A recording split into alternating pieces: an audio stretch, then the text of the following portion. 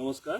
আজি আমি উপস্থিত হৈছোঁ মাৰ্ঘেৰিটাৰ বৰুৱা গ্ৰাউণ্ড অঞ্চলত আৰু এই বৰুৱা গ্ৰাউণ্ড অঞ্চলটো মাকুম এক নং মাকুম ব্লকৰ এডিঅ' চাৰ্কল তাত উপস্থিত হৈছোঁহি। আমি এটা শিপা শোধনৰ পদ্ধতি আপোনালোকৰ আগত উপস্থাপন কৰিবৰ কাৰণে। এই শিপা শোধন পদ্ধতিটো আমি অলৰেডি কৰিয়ে আছোঁ, কিন্তু আজি কৃষকৰ পথাৰত আমি কৰিবলৈ আহিছোঁ আৰু এইটোৱে আপোনালোকক দেখাইছোঁ। আমাৰ এটা আপুনি দেখিছে পিছফালে বেনাৰ, আমাৰ এটা প্ৰদৰ্শনীমূলক খেতি এটা প্ৰকল্প আমি কৰিছোঁ, যিটো হৈছে INN in Sali rice by application of potash and zinc solubilizing bacteria for potash and zinc nutrition in rice. অৰ্থাৎ হৈছে আমাৰ যিহেতু আমাৰ আমলিক মাটি, এই আমলিক মাটিত আমাৰ এইটো জিংকৰ অভাৱটো হয়, লগতে আমাৰ পটাছ আমি বহুত কম পাইছোঁ মাটিত।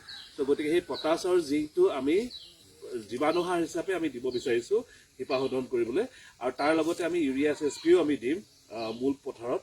কিন্তু সদ্যহতে আমি আজি যিহেতু এই কঠীয়াখিনি আমি মূল পথাৰত নিয়াৰ আগতে শিপাখিনি শোধন কৰি আমি জীৱাণু সাৰ দিম, আৰু এই জীৱাণু সাৰ দুবিধ লৈছোঁ আমি। এটা হৈছে জিংক চলিবিলাইজিং বেক্টেৰিয়া আৰু এটা হৈছে পটাছ মবিলাইজিং বেক্টেৰিয়া।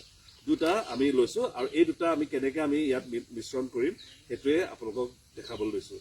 আৰু ইয়াত তেখেতে মানে আমাৰ লগত উপস্থিত হৈছে জগত তাৱাং, আৰু মোৰ নাম হৈছে ডক্টৰ কৃপাল বৰা। মই ভূমি বিজ্ঞান বিভাগৰ বিশেষজ্ঞ হিচাপে কৃষি বিজ্ঞান কেন্দ্ৰ তিনিচুকীয়াত কৰ্মৰত, আৰু লগতে ভিডিঅ'টো আমাৰ লৈছে প্ৰিয়ংকা আমুক বাইদেউ, তেখেতে পথাৰ শস্য বিভাগৰ বিশেষজ্ঞা। আমি আজি উপস্থিত হৈছোঁ এইটো ট্ৰিটমেণ্টটো দেখাবৰ কাৰণে। তেখেতে নিজৰ এইটোকে এই অঞ্চলতে এনেকৈ এই জেগাডোখৰতে এনেকৈ ভেটি চাৰিওফালে কৰিছে, আৰু একে পদ্ধতি আমি কৃষকৰ একদম মূল পথাৰতো আমি এনেকৈ কৰি ল'ব পাৰোঁ। কিন্তু তেওঁ যিহেতু পথাৰলৈ নিয়াৰ আগতে ঘৰৰ ওচৰতে এনেকৈ কঠীয়াখিনি শোধন কৰিব বিচাৰিছে, গতিকে ইয়াতে আমি কৰি লৈছোঁ এনেকৈ ভেটি চাৰিওফালে।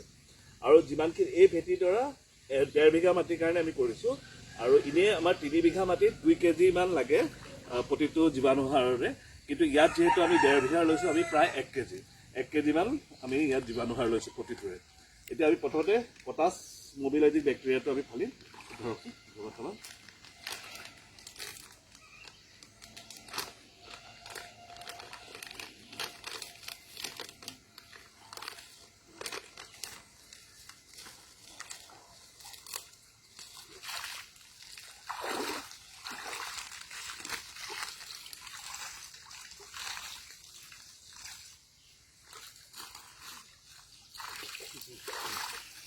তুমি দি থাকা পটাছটো দি দিয়া, আৰু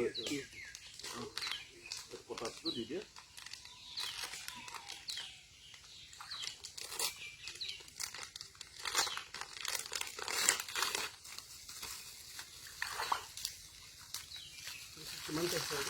এইটো ইয়াত আধা কেজিকৈ আছে, দুটা পেকেট মিলাই থাকি আপোনাৰ 1 কেজি হ'ব।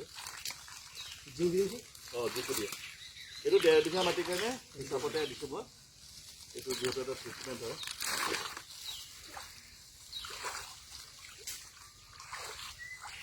আচলতে পটাছটো আমি দিয়া এইটো কাৰণে হয়, ৰোগ প্ৰতিৰোধ কৰাৰ ক্ষমতাটো বঢ়াই তোলে দিয়ে।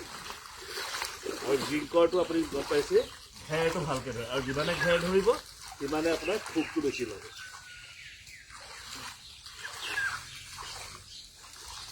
আৰু পলিথিনখিনি বেলেগকৈ থৈ দিব লাগিব দেই। এতিয়া এই কঠীয়াখিনি আমি এনেকৈ শিপাখিনি ধুনীয়াকৈ দেখোঁ। আৰু 1.5 বিঘা মাটিৰ কাৰণে এই জোখটোৱে যথেষ্ট। আমি সিফালেও আমি কঠীয়া তুলি আছোঁ, সেইখিনি আমি ইয়াতে ৰুই দিম। বাইদেউক অলপ অনুৰোধ কৰিছোঁ, অকণমান সেইফালে কঠীয়াখিনি দেখাই দিওঁ। তাৰপৰা আমি কঠীয়াখিনি উঠাই আছোঁ, আনি পিনি ইয়াত থৈ দিম। আৰু এই কঠীয়াখিনি আমি কিমান দেৰি ৰাখিব লাগিব, প্ৰায় এৰাতি, আৰু এনেই ঘণ্টাত যদি হিচাপ কৰোঁ 8ৰ পৰা 10 ঘণ্টা আমি এনেকৈ ডুব যোৱাকৈ ৰাখিব লাগিব। তাৰপিছত মূল পথাৰত আপুনি এইটো ৰোপণ কৰিব পাৰিব। আৰু কৃষি বিজ্ঞান কেন্দ্ৰ তিনিচুকীয়া ফালৰ পৰা আপোনালোকক আমি পুনৰবাৰ আপোনালোকক স্বাগতম জনাইছোঁ।